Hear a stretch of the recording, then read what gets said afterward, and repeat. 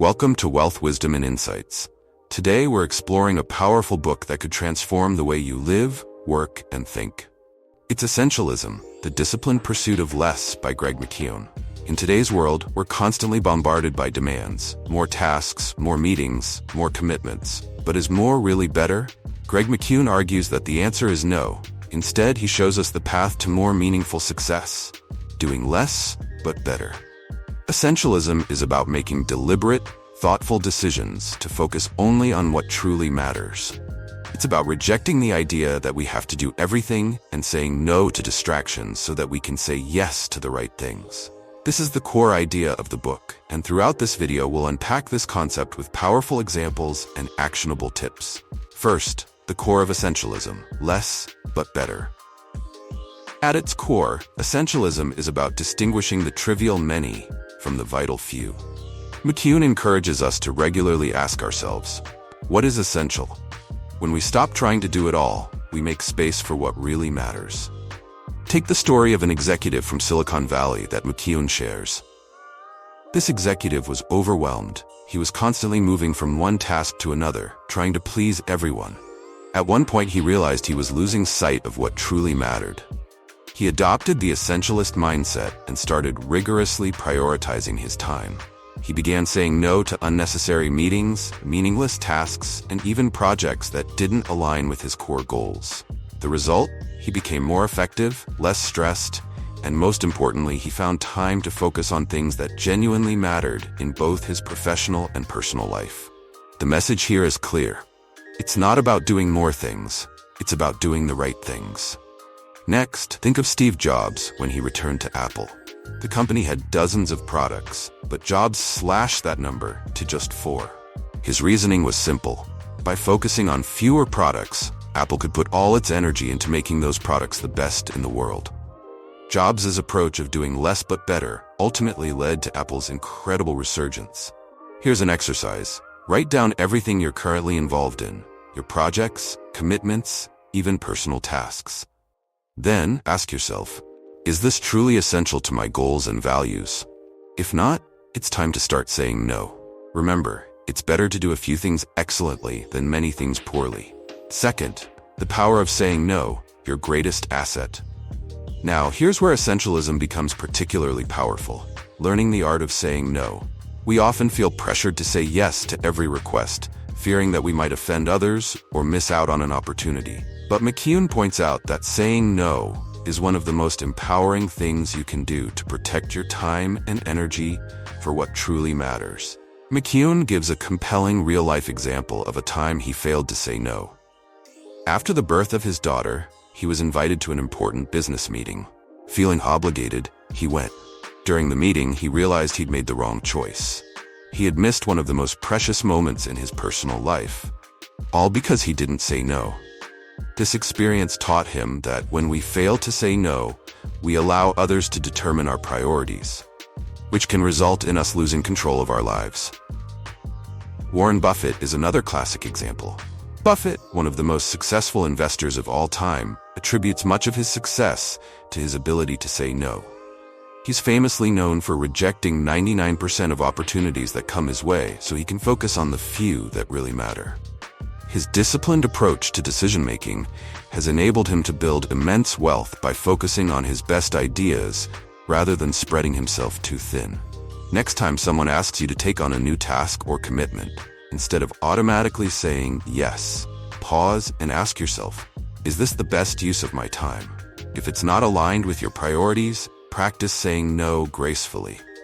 You could say, thank you for thinking of me, but I'm focusing on other important projects right now. Saying no isn't selfish, it's essential.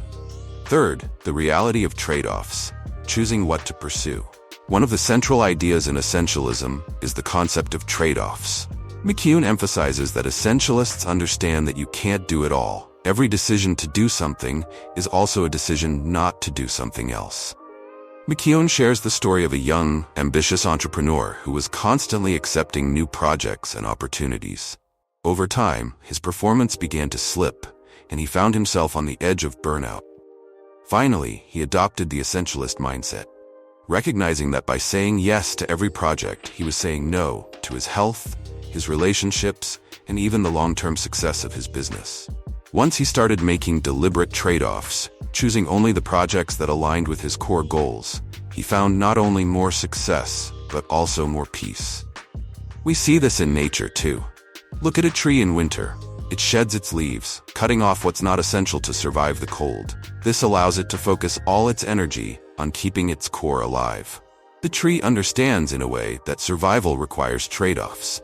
Start viewing every decision as a trade-off. If you're saying yes to a project, task, or commitment, ask yourself, what am I saying no to?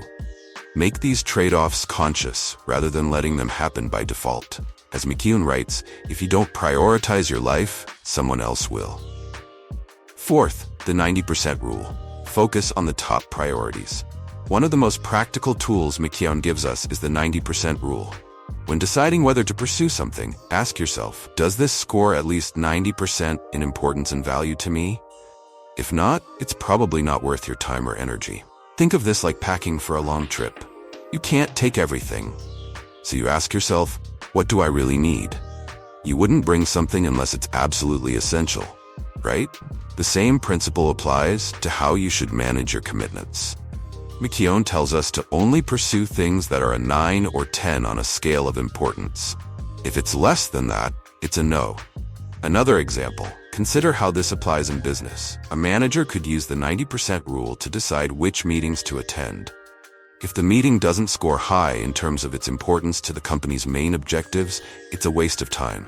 The manager should politely decline and focus on more critical tasks. Now, create your own 90% filter. When evaluating a new task or opportunity, rate it on a scale of 1 to 10. If it doesn't score a 9 or 10, think twice about taking it on. This will ensure that you focus only on what will bring the highest impact. Fifth, the power of focus. Execution with clarity. Once we've identified what's essential and eliminated the non-essentials, McKeown teaches us to focus our energy with precision and clarity.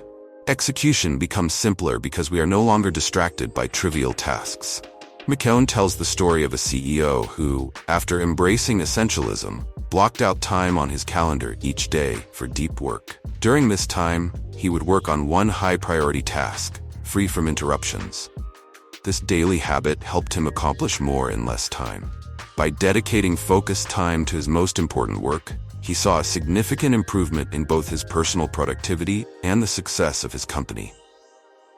Think of focus like sunlight. When spread out, it warms, but when concentrated, like through a magnifying glass, it becomes powerful enough to start a fire. Essentialism teaches us to focus our energy like this, eliminating distractions so we can harness our full potential. Create daily blocks of uninterrupted time for your most important tasks. Turn off your phone, close your email, and focus entirely on one thing. By building this habit of focus, you'll achieve more in less time and see faster progress on your essential goals. Essentialism isn't just a productivity tool, it's a way of life. It's about taking control of your time and energy, focusing only on what truly matters, and letting go of everything else. It's about living with intention and clarity, rather than being swept up in the demands of the world around you. Greg McKeown reminds us that if you don't prioritize your life, someone else will. So start now. Begin by asking yourself, what is essential? Say no to the distractions and commit to the disciplined pursuit of less but better.